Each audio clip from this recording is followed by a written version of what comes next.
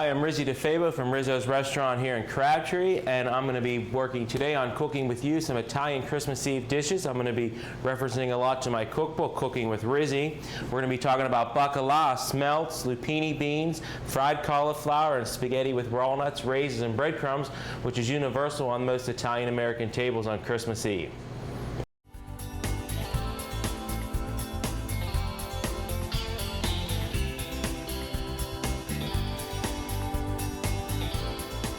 We're now going to prepare the cauliflower. Now the cauliflower I blanched, and then I put it into I blanched it in salted water, and I broke it into chunks before that, and then I put it into an ice bath to cool it down to keep it from cooking. You don't want it too soft because you're going to be putting it in the oil and you're going to have a mess. So I blanched the cauliflower and I let it drain. This is another thing that could be done the day before Christmas Eve. Blanch it, cool it down real good, let it drain out, put it in the refrigerator, bring it out the next day when you're ready to make your batter and fry it up. That's one process that's done for you. It gives you more time to enjoy your wine, your family, your friends. So we're going to start the batter. We're going to start out with 2 eggs, 2 large eggs. We're going to add to that a cup of water. We're going to whisk that all together. Now this batter will coat about 1 to 1.5 heads of large cauliflower. Then we're going to add to that 2/3 cup of sugar. Believe it or not, yes, it is sugar. Now how this ended up in this recipe, I'm not really sure, but this is our traditional batter for our cauliflower. My grandmother always put sugar in the batter.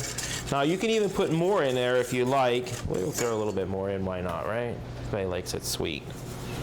Okay, we're going to put a little bit of salt,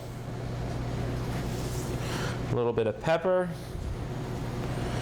and we are going to mix in 1/4 teaspoon of baking powder. Right in there. We're going to mix that all together.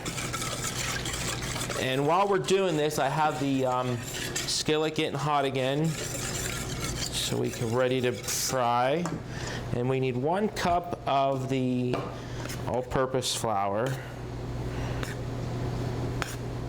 Spoon that in there. We're going to level it off,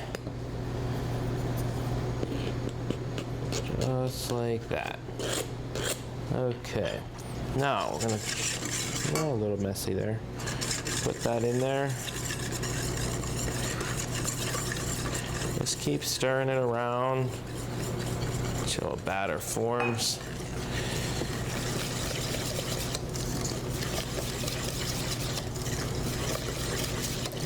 Try to get out all of the lumps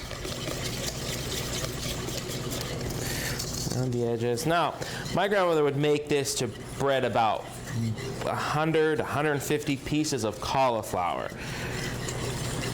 And she would actually use an electric mixer to make the batter. She'd beat the eggs up, but we're only doing a little bit. I had to cut this recipe way down in order to just do 1 to 2 heads of the cauliflower. So once you got all the lumps and everything out of there, we're going to go ahead and put the cauliflower in. And put a good bit in there and let it soak it up the batter, get all nice and coated. Mix that all together there. There we go. Now some people fry on Christmas Eve Savoy cabbage, which is very popular on Christmas Eve. They fry it with oil and garlic and seasonings. Our traditional vegetable was the cauliflower. And of course everything was fried. I'm going to go ahead and check our batter. I'm sorry, check the oil, see if we're hot enough. Best way to see if the oil is ready is just simply drop some into there we are ready. See how it sizzled up real fast? Make sure the cauliflower is well coated. Use a slotted spoon and spoon the cauliflower gently into the skillet. You don't want to overcrowd it, just like we did with the fish. Just a few pieces at a time. And turn this down a little bit. Just move it around. There we go. Frying up nice. Now this can be served with a dipping sauce as well, a marinara, spaghetti sauce. We traditionally just eat it as it is. See how it's frying up there? Look at that, perfect.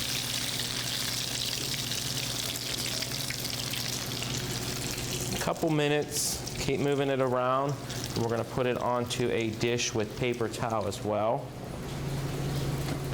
This can be fried ahead of time and put in the oven on warm, or this could be one of the last things you fry as your guests are coming in or your family's coming in. Or if you have a large enough skillet, 2 of you could be working at one time. Look at that nice golden brown cauliflower, huh? Now remember, we blanched this, so it's not going to take an awful long time to cook. So once it's this, look at that. All right. This is one of my favorite things. No fish involved here. I'm good to go. It's all out. We're going to continue frying.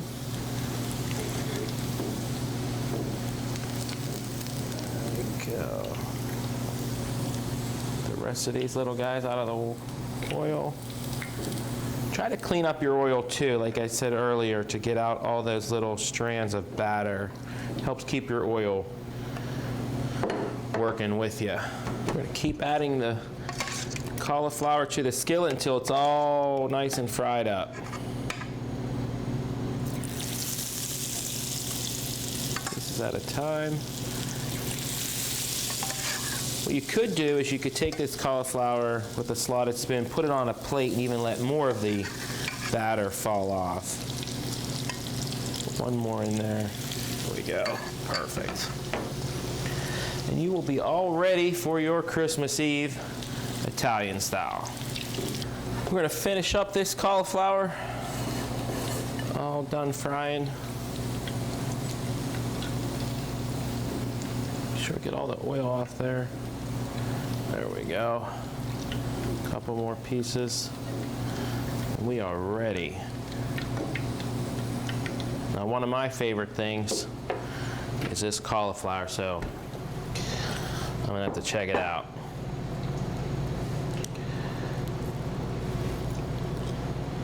Sweet enough, enough salt, enough pepper. We're good to go on that dish.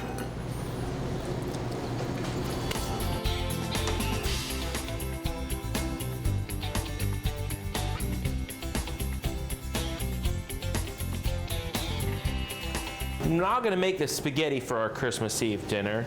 We're going to take about a pound of pasta. This is going to be tossed with raisins, walnuts, and breadcrumbs. Now, we also make a tuna fish sauce. You can make a clam sauce, whatever traditional pasta you want to make for your Christmas Eve dinner. So we got a pound of pasta and some salted water here. We're going to cook that up.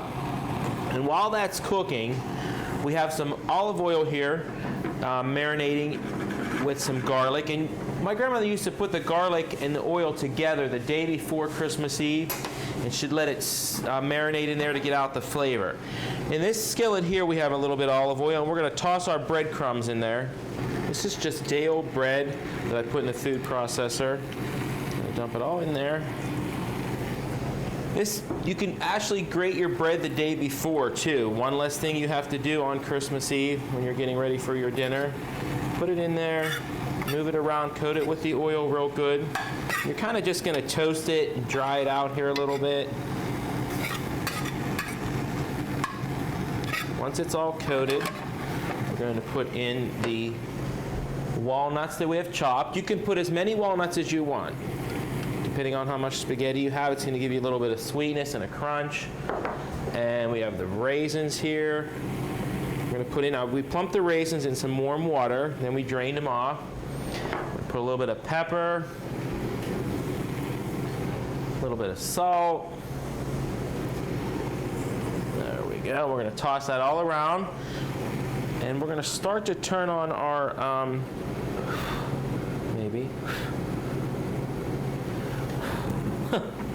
start to turn on our oil here to get it hot. Let's check on our spaghetti. Stir it around. Want the spaghetti just al dente like always. This around. If it starts to brown a little bit, that's what you want. It's okay. Don't worry about it. Your breadcrumbs. You can hear them sizzling there. Now, some people use a very thin spaghetti when they make the raisins and walnuts. We use just a regular cut spaghetti. It's not too thin, it's not too thick. Some people actually eat this dish cold, which is very good. They layer it like a casserole with the raisins and walnuts.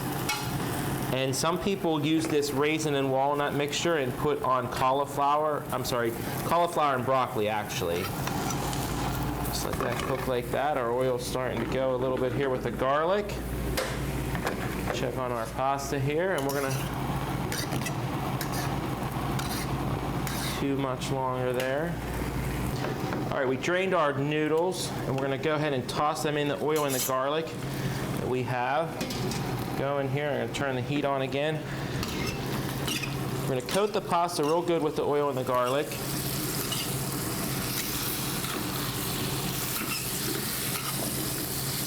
Stirring it around, get it well coated with the oil and the garlic. And we are going to dump this into our serving bowl. Right here.